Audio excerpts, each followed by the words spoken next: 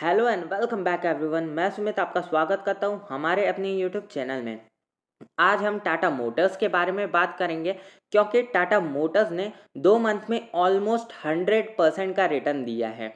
इस वीडियो में हम ये बात करेंगे कि हमें क्या करना चाहिए इस स्टॉक में, क्या अभी भी इस स्टॉक में बाइंग का मौका है या तो फिर हमें वेट करना चाहिए इस स्टॉक में छोटा मोटा एक करेक्शन आए। और आगे बढ़ने से पहले अगर आप चैनल पे नए हैं तो चैनल को सब्सक्राइब करें, साथ ही में जो नोटिफिकेशन बेल है उस पर भी क्लिक करें। रेगुलर अपडेट्स और कॉल पाने के लिए हमारे टेलीग्राम चैनल को भी ज्वाइन करें जिसकी लिंक आपको नीचे डिस्क्रिप्शन में मिलेंगी। So let's begin. Tata motors automotive sector की एक लार्ज कैप कंपनी है with a market capitalisation of 1,15,717 crore rupees. Last traded price की अगर हम बात करें तो 345 रुपीज 75 पैसे का आपको इसका लास्ट ट्रेडेड प्राइस देखने को मिलेगा। आज स्टॉक हमें लगभग 5.32% पॉजिटिव देखने को मिला है। कुछ इसके रिटर्न प्रोफाइल्स की अगर हम बात करें तो 1 मंथ में हमें स्टॉक ने 11% का पॉजिटिव रिटर्न दिया है। 1 साल के रिटर्न प्रोफाइल की अगर हम बात करें तो इसने हमें 175% का पॉजिटिव रिटर्न दिया है। और अगर हम 5 साल के रिटर्न प्रोफाइल की बात करें तो इस स्टॉक ने हमें सिर्फ 9% का पॉजिटिव रिटर्न दिया है। अब यहाँ पे इसके जो रिटर्न्स है वो लास्ट के 5 साल में आपको बहुत कम देखने को मिलेंगे। वो ऐसा इसलिए है क्योंकि कंपनी के जो प्रॉफिट्स हैं वो लगातार गिरते हुए जा रहे थे। 2016 में कंपनी ने लगभग 11,000 करोड़ रुपीस का प्रॉफिट पोस्ट किया था और 2019 में टाटा मोटर्स ने 28,000 करोड़ रुपीस का लॉस पोस्ट किया था और 2020 में लॉस में हमें थोड़ा बहुत एक अच्छा खासा गिरावट देखने को मिली और वो सिर्फ 12,000 करोड़ रुपीस का हो गया। जिस वजह से ये स्टॉक लास्ट के कुछ 3 से 4 सालों में प्रेशर में रहा है। कुछ इसके इंपॉर्टेंट की मैट्रिक्स की अगर हम बात करें तो आपको प्राइस टू अर्निंग रेशियोज इसका -9 का देखने को मिलेगा। जैसा कि मैंने आपको बताया कि ये कंपनी लॉस मेकिंग कंपनी है, जबकि सेक्टर का पीई आपको 91.83 का देखने को मिलेगा। प्राइस टू बुक वैल्यू आपको 1.67 का देखने को मिलेगा। टोटल डेब्ट की अगर हम बात करें, मतलब कि कंपनी के ऊपर टोटल कर्जा कितना है उसकी अगर हम बात करें तो टाटा मोटर्स के ऊपर 1,24,788 करोड़ रुपीस का टोटल कर्जा है, जिसमें से कंपनी के ऊपर 88,000 करोड़ रुपीस का लॉन्ग टर्म डेब्ट है। बुक वैल्यू की अगर हम बात करें 152 रुपीज़ पर शेयर की स्टॉक की बुक वैल्यू आपको मिलेंगे। डिविडेंड यील्ड यहाँ पे आपको 0% देखने को मिल रहा है। रिटर्न ऑन कैपिटल एम्प्लॉयड यहाँ पे आपको मतलब कि -0.37% का देखने को मिल रहा है क्योंकि लॉस मेकिंग कंपनी है। और रिटर्न ऑन इक्विटी आपको यहाँ पे -16% का देखने को मिल रहा है। फेस वैल्यू 2 रुपीज़ पर शेयर की आपको इसकी देखने को। तो चलिए अब हम कंपनी के शेयर होल्डिंग पैटर्न के बारे में बात करते हैं। तो यहाँ पे लास्ट 6 क्वार्टर का डेटा है जो मैं आपके साथ शेयर करना चाहूँगा। यहाँ पे आप प्रमोटर होल्डिंग को देख सकते हैं। सबसे पहले मैं आपको ये बताना चाहूँगा कि कंपनी की यहाँ पे 1.56% के शेयर्स प्लेज्ड हैं। यहाँ पे लास्ट 6 क्वार्टर में कंपनी के प्रमोटर्स ने अपने स्टेक को बढ़ाया है। इन्होंने अपने स्टेक को 42.39% से बढ़ा के 46.41% किया है, जो कि काफ़ी पॉजिटिव है इस कंपनी के लिए। अब वहीं अगर हम म्यूचुअल फंड कंपनीज की बात करें तो यहाँ पे हमें ये प्रॉफिट बुकिंग देखने को मिल रहा है। म्यूचुअल फंड कंपनी से अपने स्टेक को 7.29% से घटा के 4.76% किया है। वहीं DIIs ने अपने स्टेक को 7.45% से कट करके 6.80% किया है। FIIs यहाँ पे 14.52% होल्ड करते हैं और रिटेल इन्वेस्टर्स 27.51% होल्ड करते हैं। चलिए अब हम कंपनी के फाइनेंशियल्स के बारे में बात करते हैं। देखते हैं कि long term point of view से जो कंपनी के फाइनेंशियल्स है वो इन्वेस्ट करने लायक हैं या नहीं।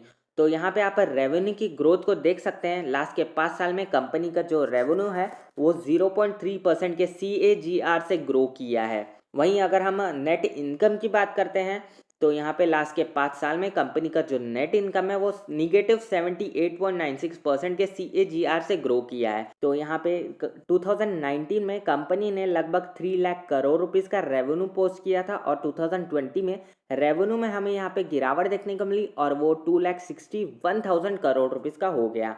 वहीं अगर हम कंपनी के नेट प्रॉफिट्स की बात करें तो मार्च 2019 में कंपनी ने लगभग 28,000 करोड़ रुपीस का लॉस पोस्ट किया था। इनका जो लॉस था वो कम हो गया और इन्होंने 12,000 करोड़ रुपीस का लॉस पोस्ट किया था। तो आप यहाँ पे देख सकते हैं कि कंपनी की जो फाइनेंशियल्स की रिकवरी है वो धीरे धीरे हो रही है। तो चलिए अब हम चार्ट्स के बारे में भी बातचीत कर लेते हैं। तो यहाँ पे आप देख सकते हैं कि मार्च के पहले स्टॉक हमें लगभग 200 रुपीज़ के लेवल के बीच में हमें ट्रेड करते हुए नज़र आ रहा था, और फिर गिरावट के बाद स्टॉक को ऑलमोस्ट 3 क्वार्टर लग गए, मतलब कि 9 मंथ लग गए वापस 200 रुपीज़ के लेवल के आसपास आने के लिए।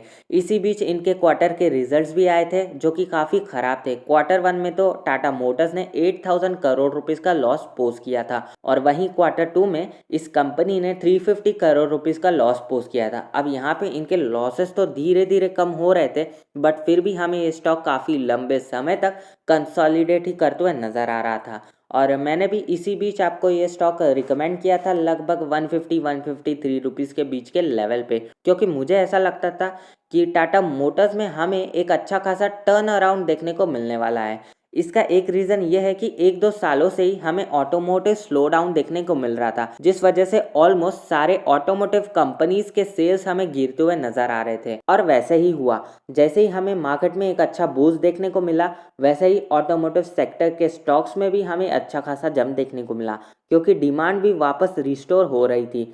और इनके क्वार्टर 3 के रिजल्ट्स भी आए थे, और वहाँ टाटा मोटर्स ने 8000 करोड़ रुपीज़ का प्रॉफिट पोस्ट किया था। और साथ ही में दिसंबर और जनवरी के बीच में जो इनके ऑटो के सेल्स थे वो काफ़ी अच्छे थे, और यही न्यूज़ के कारण इस कंपनी में आग लग गई और स्टॉक ने 200 रुपीज़ के लेवल को तोड़ के 300 रुपीज़ के लेवल के भी पार जा चुका था। अब इस स्टॉक में अभी भी तेज़ी कंटिन्यू है। इसके पीछे का रीज़न ये है कि जो फरवरी के कार्स के सेल्स है उसमें हमें 51% का जंप देखने को मिला है। और साथ ही में एक इम्पॉर्टेंट पॉइंट कि टाटा मोटर्स इलेक्ट्रिक व्हीकल्स भी बनाता है, और यहाँ पे आप सभी जानते हैं कि इलेक्ट्रिक व्हीकल्स ही फ्यूचर्स है, और गवर्नमेंट भी काफ़ी सपोर्ट कर रही है, और उनका एम ये है कि 2030 तक सड़कों पे 30 से 40% की जो कारें चले वो इलेक्ट्रिक व्हीकल ही है। और यही सब रीज़न है जो कि इस स्टॉक को एक अच्छा खासा बूस्टअप दिया है, और इसकी डिमांड भी धीरे धीरे वापस रिस्टोर हो रही है। इंडिकेटर्स की अगर हम बात करें तो RSI आपको 65 का मिल रहा है, जो कि काफ़ी स्ट्रांग है, ओवरबॉट की सिचुएशन बता रहा है।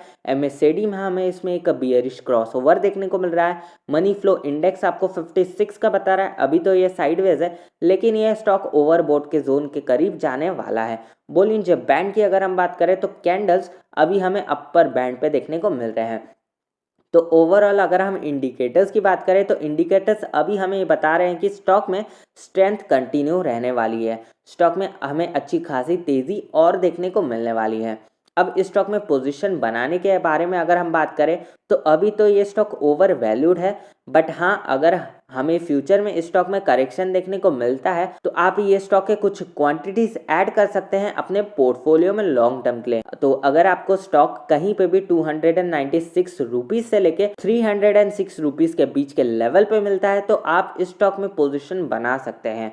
और अगर आपको इस स्टॉक में और कुछ डीप पे बाय करना है तो आप लगभग 259 रुपीज़ के लेवल पे आप अपनी नज़र रख सकते हैं। मैं तो आपको यही कहूँगा कि स्टॉक को होल्ड करिए लॉन्ग टर्म के लिए, आपको ये काफ़ी अच्छे रिटर्न्स देने वाला है।